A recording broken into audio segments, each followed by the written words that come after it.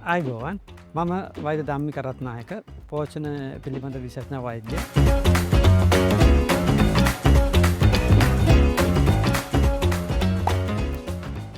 මම මුලින් විස්තෘතවන්ත වෙනවා ඒ අය සුවපාසල් ව්‍යාපෘතිය සඳහා මා තෝරා ගැනීම සම්බන්ධයෙන්.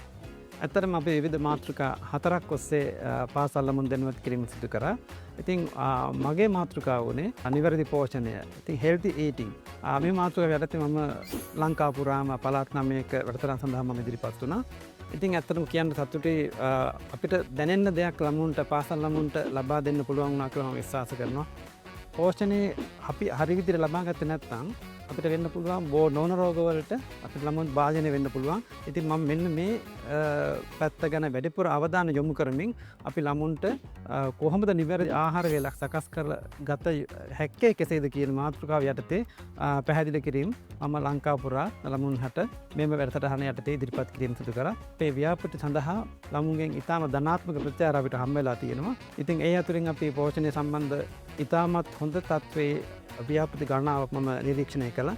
ඉතින් අපි දැනටම ජාග්‍රාහකයෝ අපි කවුද කියලා අපි දැනුවත් කරලා තියෙනවා. ඇත්තටම විශේෂණ පෝෂණ වෛද්‍යවරයෙක් විදිහට මම මේ වැඩසටහන ඉතාමත් ධනාත්මකව බලන්නේ. මොකද මම අපි ලංකාව පුරා මම වෙනත් විවිධ ආකාර වැඩසටහන් වලට සහභාගී වෙනවා. අපිට විවිධ ආකාරයේ රෝගීන් අපිට හම්බ වෙනවා.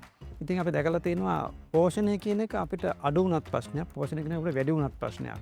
ඉතින් ළමා කාලයේදී හරිය අපි නිවැරදි පෝෂණ යොමු වුණොත් එහෙම අපිට ඉදිරි කාලයේදී විවිධාකාරී වූ රෝගවලින් අපිට ආවරණය වීමට බඳුන් නොවීමට අපිට හැකියාවක් ලැබෙනවා. ඉතින් මම හිතන්නේ මේක ඇත්තටම අපි ළමුන් සඳහා කරන ලද වැඩසටහන ළමුන්ගේ ජීවිතය සඳහා ආයෝජනය කරනම දකිනවා.